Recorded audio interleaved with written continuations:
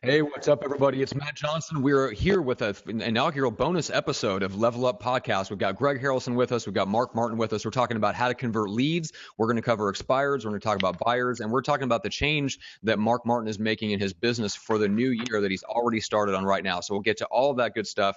First of all, Greg Harrelson, what is up, man? Man, I'm excited to be here and kick this the podcast off, starting with Facebook Live, and really excited about connecting with Mark. I've you get to know people on Facebook, and I know he likes donuts. I think he likes Dr. Pepper. He likes race cars, and now I'm just interested to see what the heck he's got going on in real estate. That's right. Mark, welcome to the show. What's up, man? Hey, how are you? Hey, welcome to beautiful north central Texas. We're doing 80 miles an hour, headed southbound on I-35. And yeah, donuts, Dr. Pepper. I got the Dr. Pepper right here. There you go. Road tripping, baby. So, That's right. Good So stuff. first of all, tell Greg, everybody why you're there. Well, so referrals are such an important part of our business. And I was referred. I wanted to put a full exhaust system in the race car, and I have a new Camaro Z28 that I track. And so one of the next steps with that car is to put a header, long tube headers and exhaust and all that. So got a referral from one of my very, very close friends, took it to this guy's shop, had the stuff shipped in, guy puts it on, takes forever, took over a month. And long story short, it's not done right, okay? And I was sitting at my computer the other day, and he's given me this story about how the manufacturer of the headers and everything says that, well, they had to send another set of headers, and they're doing this Right. and they're doing that. It's their fault, right? Yeah. All of a sudden, I'm sitting there, and I got dual screens on my desk, and I got Facebook, and one of my Camaro Club Facebook groups pops up a set of headers for sale by this guy. And I'm like, what the hell? Those are my headers. The dude was he took the extra set of headers that were supposed to be being put on my car and was selling them online. So I don't know if he was out of money or what. Interesting. So I called the manufacturer and I took a screenshot of it. Like, hey guys, I think you got a problem because my car's out of whack. I'm missing track time, and this guy's selling your product online, for a discount. So it's a very reputable company that manufactures the headers and everything. Yeah. So they called him, got that nipped in the bud, and told me to bring my car up to Dallas where they are, and they would fix everything for free and put in some bonus stuff as well. So Nice. I left at 5:00 this morning. Dropped the car, trailered the car up there, and dropped it all off, and now I'm headed back to Austin. Very cool. So for those that might not see, I know people see kind of active in the lead gen group here, and just want to thank everybody that's joining: Deb and Josh, Caitlin, Tyrone, Juan, Scott. So thanks for watching, first of all, guys. But Mark, give everybody a sense of kind of what your business looks like real quick, and then we'll get into the changes that you're making for the new year. Yeah, absolutely. So we're a team of four. I call us a team of four misfits. We're completely virtual. We don't go into an office every day. I have myself and my business partner handle the listing side of the business. And then I have two buyer's agents that do an amazing job. And we are in Austin, Texas. So up against some pretty significant competition. We are the #1 team for RE/MAX in all of Central Texas. So we're doing more volume than entire RE/MAX offices. And this year we will hit right at 40 million. So $1 million in GCI and 40 million in production. Cool. Very, very cool. That's about 105 homes. Okay. So where's the bulk of that business coming from? What's the split? So a lot of it, so it's shifted over the years, and we used to be very, very heavy listing side. I was probably 65% listings, 35% buyers. That has shifted as listings are harder and harder to come by. And in Austin, we have about 125 people a day move into Austin. So inventory is extremely tight, and listings are getting tighter and tighter. About we were heavy on pay-per-click, doing big PPC budget and generating leads that way.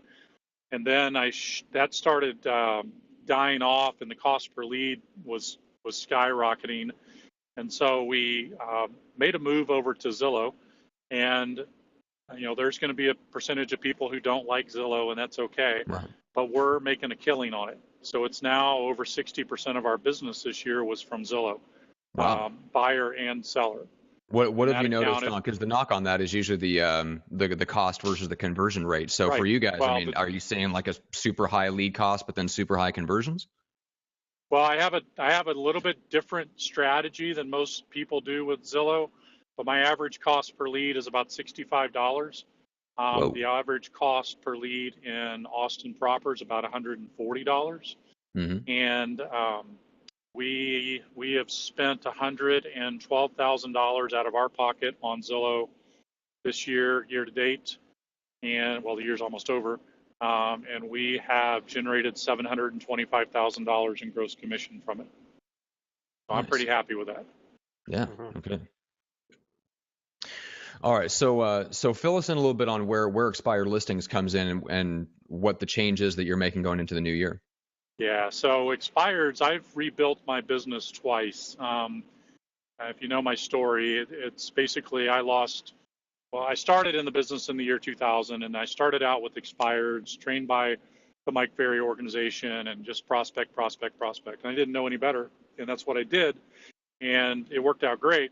And then I opened my own brokerage in the mid-2000s, had 160 agents. Life was great. The recession hit, market crashed. I crashed with it. I'm really paraphrasing this story, but basically in 2009, early 2010, I was dead broke. Had no car, lived with my mom, no money, and so I had to do something. So I borrowed some money from mom, and at 45 years old, and got my real estate license reinstated, got Top Producer, got RedX, got a cell phone, started dialing, and just calling expireds and FSBOs, and started listing properties again. And building that back up, and then doing open houses and doing all the fundamentals. But I've always built my business on listings whenever possible. And so expireds has always been a huge part of that.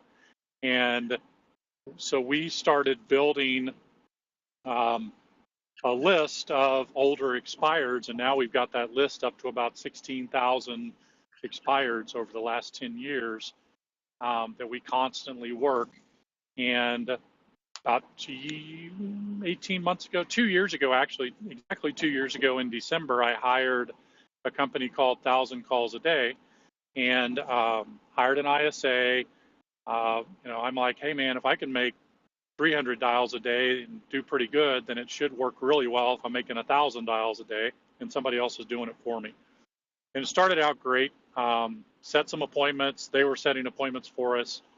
But over time, the ROI just dwindled and dwindled and dwindled, and we stuck with it for 18 months at $2,600 a month.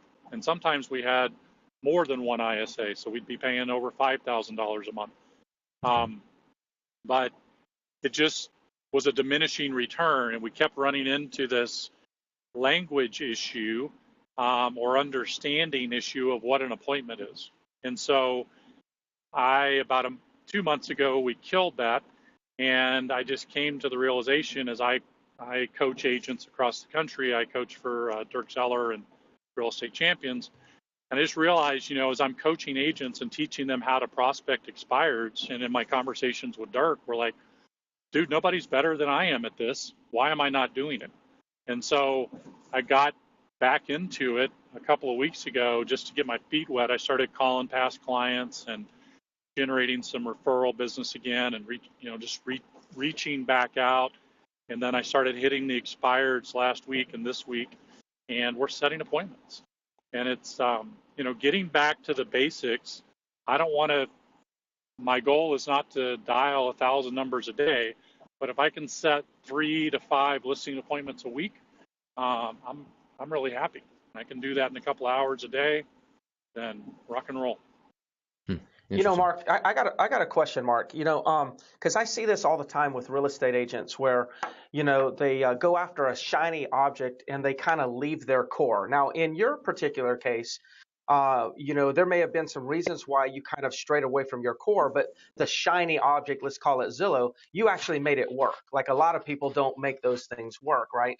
Um, Right. but now you're sitting here. I'm imagining that you're going to continue to do what's working, and now you want to add another layer back on into your business, which is lead gen. From the listing standpoint, what do you find is your biggest challenge, kind of being away from the listings, and now you're coming back into it and say, all right, I'm going to add this back in. Now I know you know how to do it, but even though you may Yeah. know how to do it, it's probably a challenge to get back in the game. It is because, I was running 2 years ago, I was running, 3, 4, 5 listing appointments a week, and I was on my game and I wasn't losing. And the last couple that I've run, I felt myself second guessing my scripting and everything. I still got the listings, but it was like, man, I feel like I'm having to work too hard for this. So I got to go back and, regroup, and practice makes perfect. And, I'm probably going to be hitting you or somebody else up to role play a little bit and just go back through that listing presentation, because mine's very short. I don't do the hour and a half long listing presentation. Mine's about 15, 20 minutes. I want to be in and out and done. And, we're talking numbers and rock and roll. So, so there's a lot of pre-qualifying that goes into that appointment. There's a lot of pre-listing stuff that goes out to set that up. But just, you're right, Greg. I mean, getting back into the game and running appointments, I had gotten away from it, and I had gotten spoiled with the buyer side and just farming out leads, after we convert them to the buyer's agents. And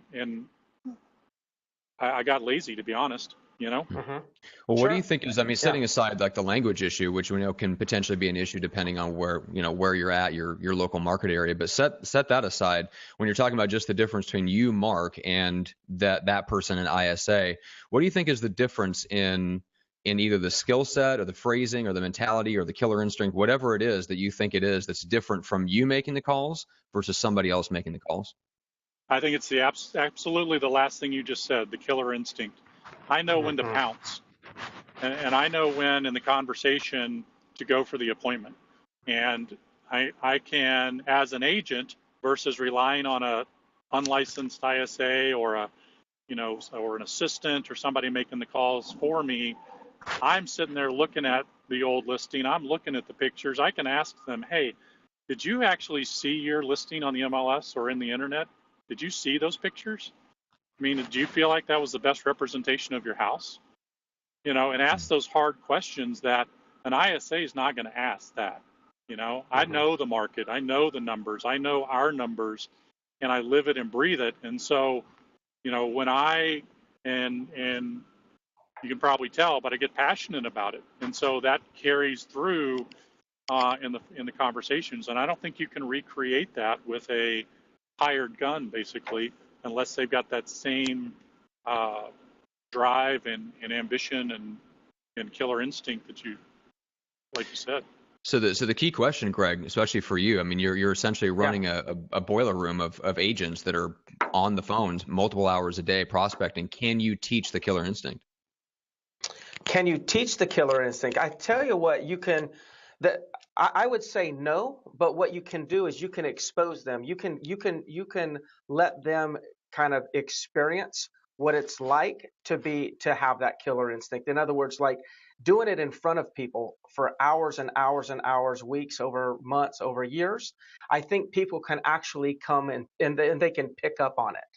So, a killer instinct could be, where Mark just said, hey, did you happen to see your property in the MLS? That's a script, right? You can easily teach that, but it's really not the words that he used. It was probably his inflection, his tonality, and just the fact that it was instinctive. It was instinctive. So teaching somebody how to use that particular script at that very moment is pretty hard to teach. Teaching somebody that script is very easy. So I think, just to kind of dive into and figure out what is the killer instinct, I think it's just the fact that he reacted with that comment. And quite frankly, that script, he could have said 10 other things and probably accomplished just the same. It wasn't that script. It was the fact that he reacted in a timely manner, and I bet you his tonality and his inflection is what really influenced that call to go to go deeper and get an appointment. Yeah. Mark, is that ring true? Absolutely. Yeah, absolutely. And I think for Greg, in that boiler room environment, but what you can also instill, if you can't teach the killer instinct, what you can expose them to is winning, and winning the deal, and winning that appointment, and winning and celebrating that.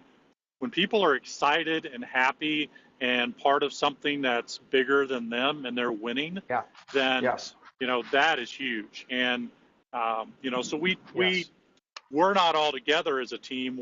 We do everything on chat. We're spread apart, but we tease each other. We have a good time, but everybody knows that we're here to celebrate wins. And it doesn't matter if you wrote a contract or got a listing appointment or you got a referral or whatever. What did you do today, and how did we win, and let's celebrate that.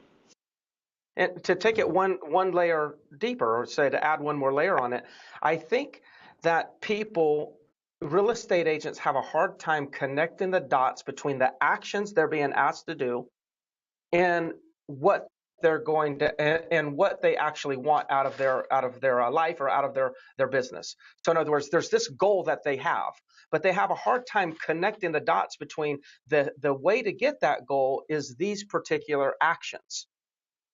And so from a coaching standpoint, I think when we can help them connect the dots, and when we can say to them, this is what you have to do to get this, and then when not having that, which is that goal that they want, becomes more painful than the activities that they're being asked to do on a daily basis, people actually get the killer instinct right there. The killer instinct is something that I believe comes from when somebody's actions are easier. It's easier to just do what I'm supposed to do than it is to live without what I've been wanting. And when you connect those dots, that what I'm doing will get me this, and not having this is more painful than doing this, killer instinct actually comes out. Yeah, I have an exercise that I take my coaching clients through who, a lot of people are adverse to prospecting and expireds. And, we, Dirk and I talk all the time. I mean, we operate in a boring, repetitious business. We do the same thing over and over and over again, and we make a lot of money doing it. But it's not sexy, right? There's always the bright, shiny objects, and a million different people want to take our money to sell us something that's going to do, what we hate doing. But at the end of the day, probably nobody's better at it than you are. And so why aren't you doing it? And so a lot of times it comes down to rejection. People hate rejection. So I have them listen to the book, the audio book, Go for No. And, the whole idea that, and Greg McDaniel, I believe, touches on this in some of his stuff, but once you assign a value to every no and every rejection, if you have a dollar amount that you can assign to that says, they say F you, don't ever call me again, I say thank you, I just made $93, then I can go for a lot of no's. And so for us, our average price is about $350. That's moved up over the years. It used to be about $250, but it usually takes me 25 to 30 contacts to set a listing appointment if I'm calling expireds. And so I know what the value of taking that listing is and selling that listing, and how many contacts it takes me to get there. I take that commission amount, divide it by the number of contacts it took me to get to that sale, and then I can assign a dollar amount per contact, and I have it written up on my board. It's $93. So when you tell me no, or F you, don't call me again, I just say thanks, next. I just made $93. Where else can I do that? Where else can I make a phone call and make $90? I like it. Yep. You actually make more. You make more money off the no's than you do the yeses. Oh, absolutely. Yeah, time per Time and energy, absolutely. So, Yeah. so Greg, All right, what's your team's volume up to now? Yeah. Well, when you combine the three operations that I'm running right now, we'll do around 400 to 450 million is around the range where we are right now, and that's including the 10X, team baby. in Charleston. So we're Awesome. getting there. We're not at $1 billion yet, and so we're quite a ways away from where I'd like to be. All right, so that leads me perfectly into the next question, right? Which is, so Greg, you talked about the pain. The pain of not obtaining the result that you want has to be greater than the pain of doing the activity. So when you reach a level that you guys are at, where for the most part, like your families are taken care of and things like that, and the goals have to be different than just, look, if I don't make this call, I might not eat 2 months from now, right? So how do you how do you inflict psychic pain on yourself for not hitting the goals that you set when they're not necessarily linked directly to your livelihood, whether you eat, whether you feed and clothe your children and your family and stuff like that? Yeah, so that's a great question. And let me just start by saying, until you start making your goals about something other than yourself, you're probably never going to reach high levels. Not really reaching like high top producer, high potential. Okay, so it actually doesn't. It's not there's not a progression of when it's all about setting a goal of how much money I can make, and then I wake up one day because I've made all this money, and now I'm going to start setting goals and being motivated by something different. It's actually, if you would start early on in your career making your goals about somebody else, you'll actually make more money faster. Now, with that being said, here's the answer to the question. My goal is I want to create or influence, or I would say use the term develop. I want to develop 30 or more millionaires to come out of my real estate company.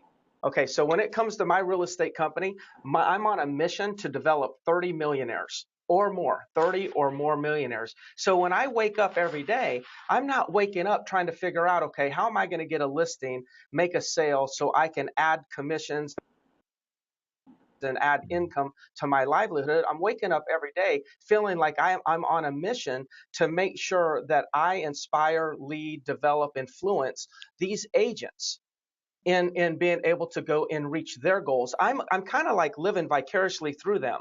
Like I'm the guy that celebrates when they win, not necessarily when I win. I celebrate watching them win. And that never stops. There's always one more person I need to help today. It never stops. So I've figured out how to connect the dots to knowing that for me to get what I want, I've got to help others get what they want. So if I just focus on them, I will be taken care of. I like it. Mark, does that resonate with you? Absolutely. I've got one of my buyer's agents. We just bought him an AR-15 because this is Texas, but we just bought him an AR-15 for Christmas because he eclipsed $200,000 in commissions to himself. He's on a 50-50 split, so that's 200 to us, 200 to him. So a buyer's agent produced $400,000 in GCI, and he's 18 months into the business. And now he wants, his goal this coming year is to do 400,000 to him, which is 400,000 to us. And like Greg said, how do I make Matthew $400,000, which is ultimately 800,000 in GCI?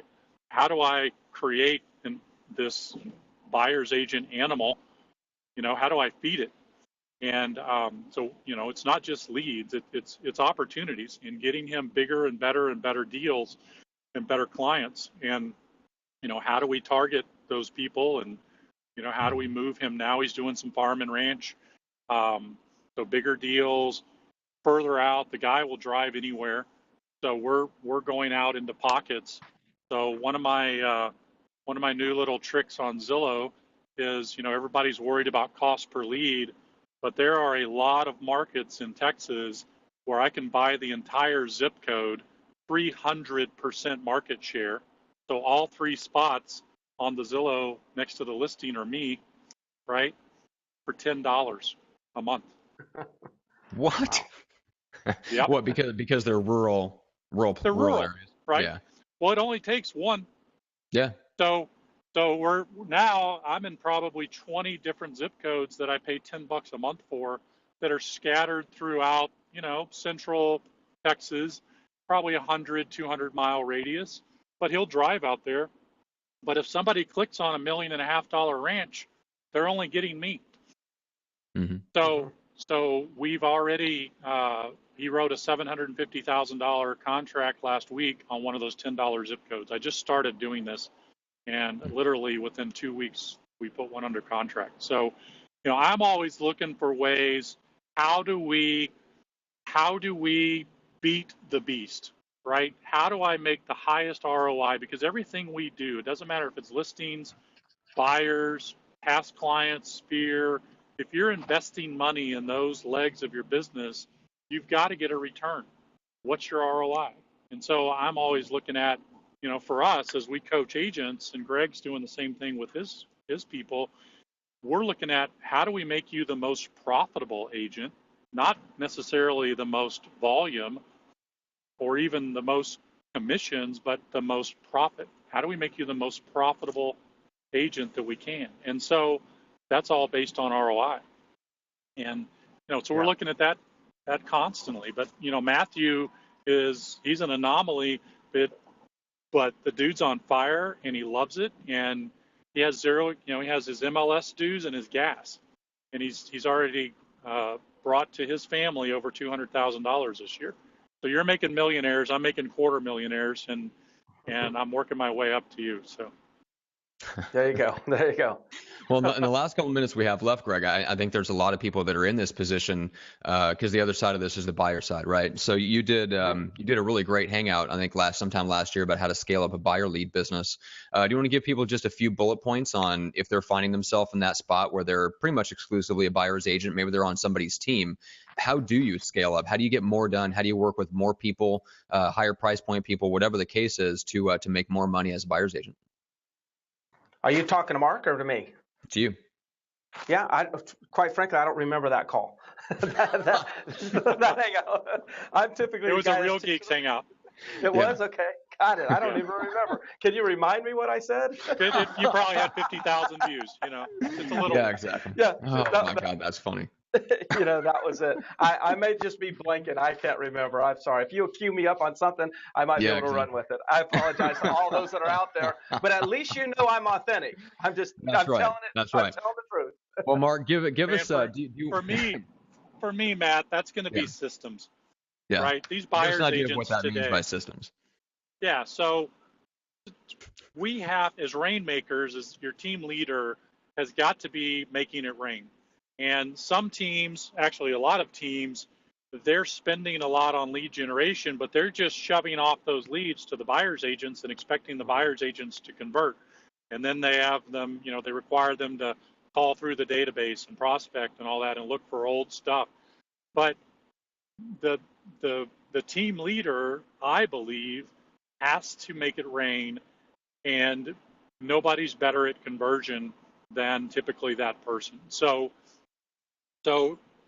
for me, we're always looking at how do we either create or buy the best systems possible out there so that we have the highest opportunity to convert. If I can take my conversion rate from 4% to 6% over the course of a year, that's 250 times 12, that's 3,000 leads. If I can increase that 2%, what's that, 60 deals? That's an extra 60 deals for my buyer's agents, right? So I'm always looking at conversion rates and how do we be better for our buyer's agents, whether it's Follow-Up Boss. My newest find is a texting service called Get Riley that we just turned on that runs 24/7. So we're texting leads at 2 o'clock in the morning. We found that 25% of our leads, we're getting 250 to 300 leads a month. 25% of those were coming in after hours and not getting responded to until the next day. Now we're responding to them at 2 o'clock in the morning using Riley, and our conversion rate is spiking. So it's just more conversations, getting deeper, nurturing, and And again, back to the expired thing, same thing with buyer's agents. You have to know when to pounce. When is that buyer ready to engage? How can you assist them? And when is it time to either set up a buyer consultation with them and get a buyer rep agreement signed, or take them out and show them properties? One of the things that we work on constantly is getting the buyer's rep agreement signed. And I meet very, very few buyer's agents who can tell me or explain to me properly what buyer agency is and why a buyer should sign a buyer representation agreement. And to me, that's the weakest link in our business on the buyer side, because you can't count that. Greg, I don't know if you do them or not, but for me, I can't count a buyer as part of my pipeline. I can't count on them buying anything until I've got them committed to us through a buyer's rep agreement. You know, if you're not, one of my favorite sayings with our buyers is, and you know, we get a buyer on the phone and we're going through that conversation and we use LP Mama, and one of the last things I say is, you know, Mr. Buyer, my team and I are committed to working with the buyers that are committed to working with us. Okay, so I know you've registered on multiple sites, you're getting hounded by multiple agents. Let's meet for coffee tomorrow at 10. I'm going to go through buyer agency. I'm going to explain to you how everything works. There's no cost to you, but you need somebody working for you. Does that make sense? And they say, yep. And we typically go sign a buyer's rep. So, you know, and then I can count them in my pipeline.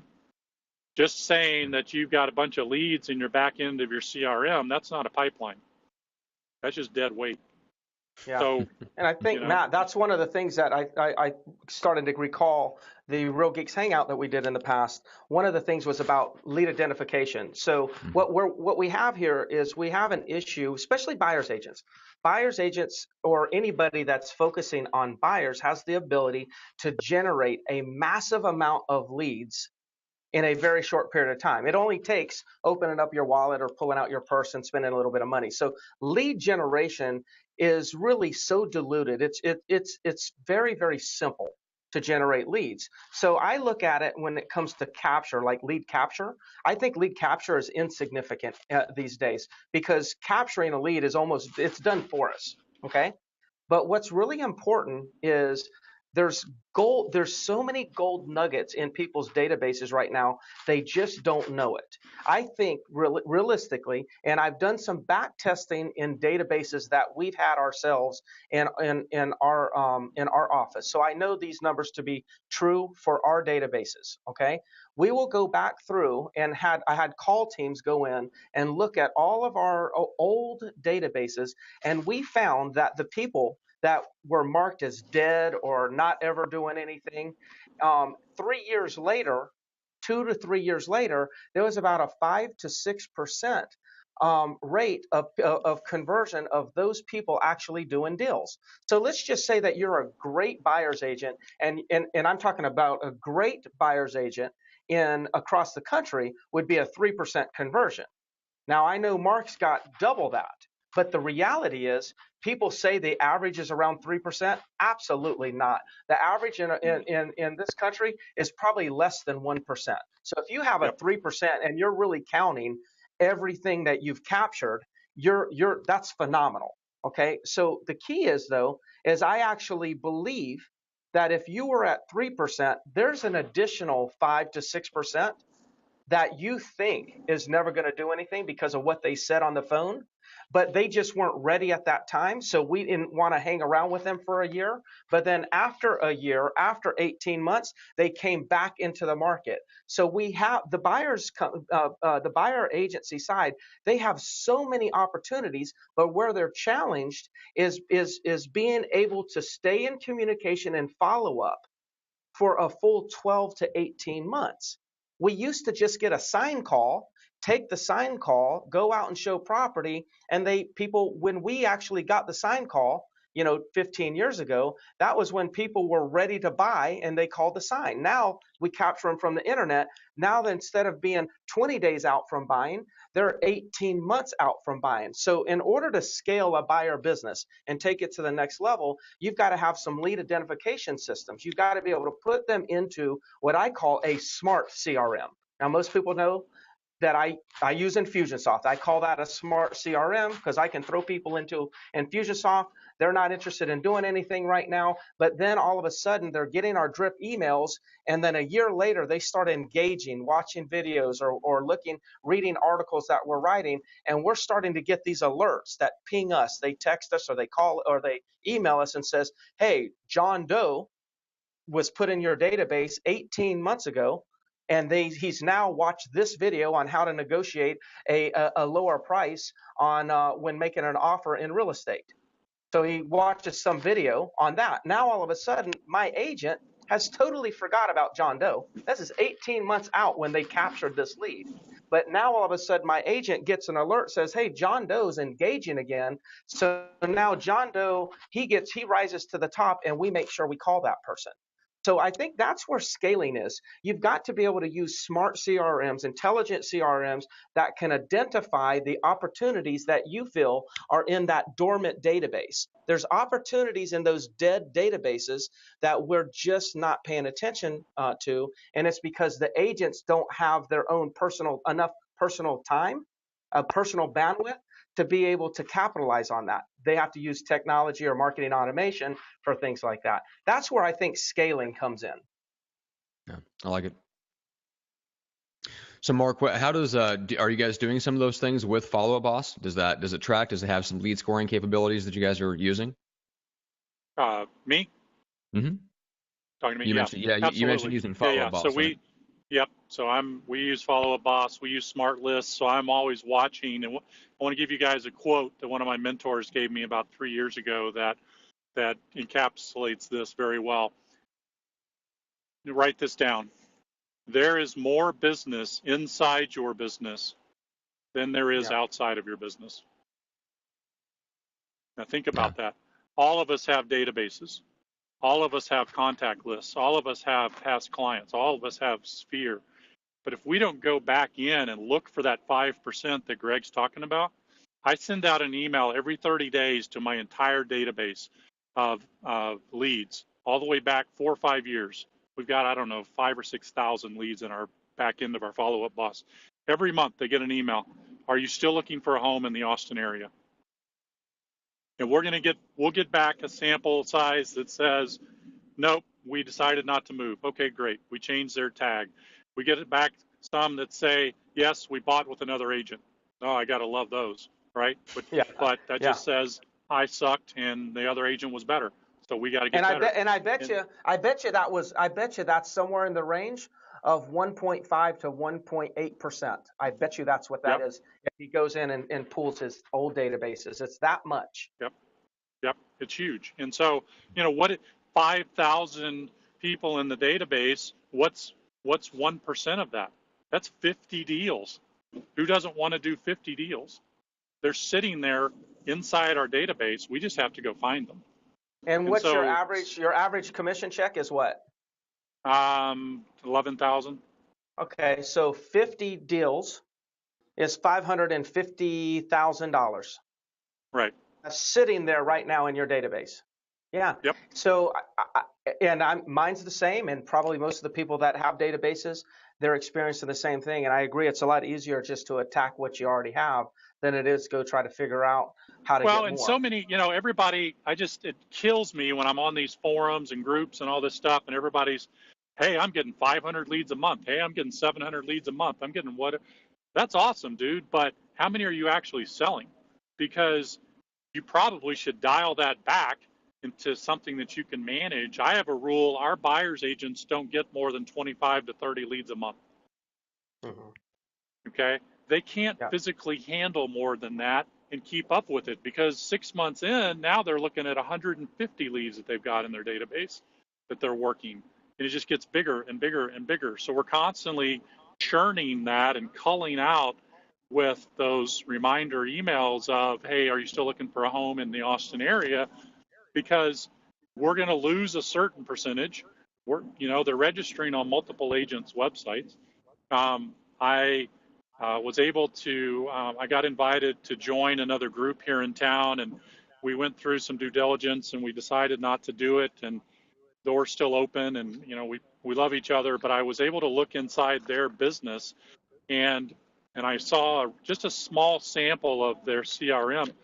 In a small sampling of 70 leads that they shared with us, 19 of those 70 were also in my database. Oh yeah. They had registered on multiple agents' databases. Yeah. Yes. So I'm working them. He's working them. Somebody's going to get them.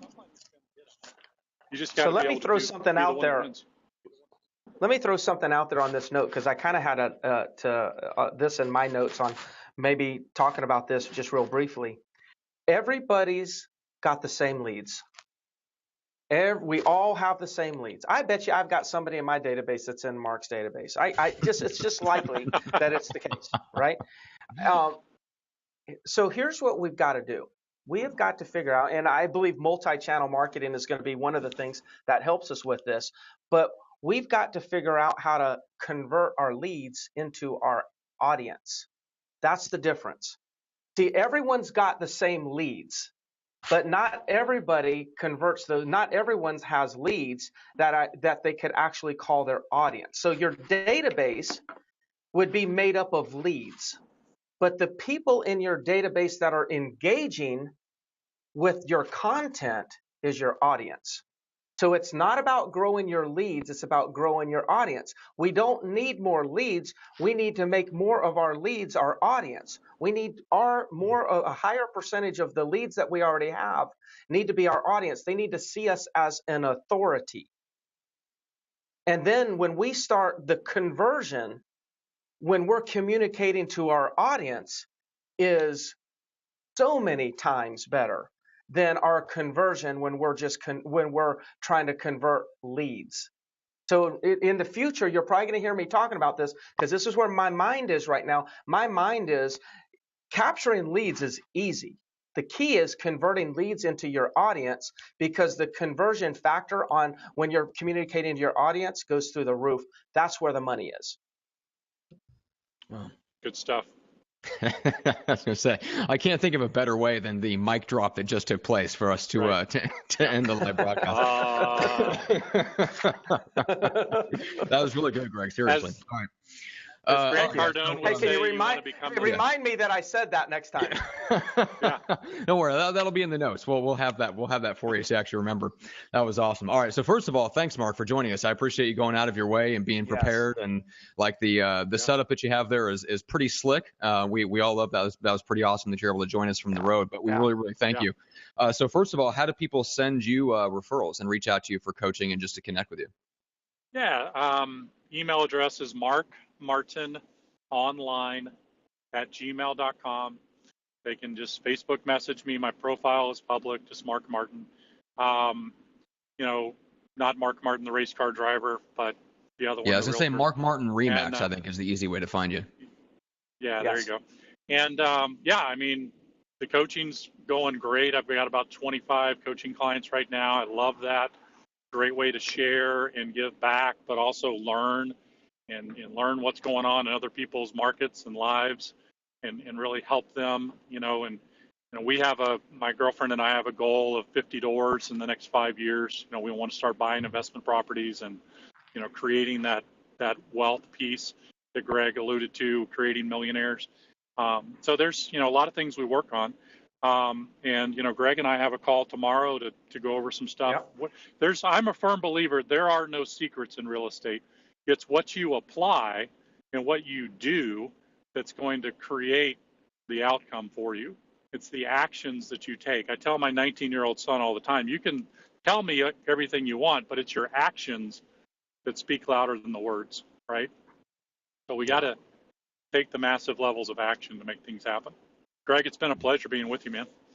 Yeah, I look forward to collaborating with you tomorrow. I think some good things will come out of that conversation for sure. And then, Greg, how do people reach out and connect with you? The simplest way to reach out to me is just gregharrelson@gmail.com. livelihood.com, of course. And then I'm readily available through Facebook, and I use Facebook Messenger. I think, Matt, you probably are starting to convince me to use Facebook Messenger quite a bit, and that's probably going to be bigger than texting in the next couple of years. But either way, just directly message me through Facebook or hit my GregHarrelson@gmail account. Yeah. And so the reason that we're doing the live broadcast today is that Greg's new podcast, Level Up, officially hit iTunes late last night and into this morning. So you guys can search for that. There are some similar name podcasts in other fields. So make sure to type in Level Up Greg Harrelson if you're looking for it on your podcast app or the iTunes store. That's the easiest way to subscribe. The first episode that we did, if anybody's seen the Facebook group or the Facebook post with the clip from Haas Pratt, that is the first episode that's released. That was a phenomenal episode with him. He had some really great things to share. And so that's like 35 minutes of content with Haas. So that's up on iTunes right now. This broadcast was actually so phenomenal. We'll also be taking that and putting it into an episode. This will end up being episode 3. So you guys can go back and listen to the recording of this, and the audio version will be on iTunes and the whole 9 yards. So until now, besides subscribing on iTunes, you can also subscribe to the YouTube channel under Level Up Podcast. You can go like the Facebook page and get all the updates and all that good stuff. So anyway, we'll wrap it up there. Thank you so much, guys. Really appreciate it. Thanks to everyone. I appreciate you guys holding strong and commenting and talking to each other in the comments. We really appreciate that here on Facebook Live. And everybody else, we'll see you on the next episode.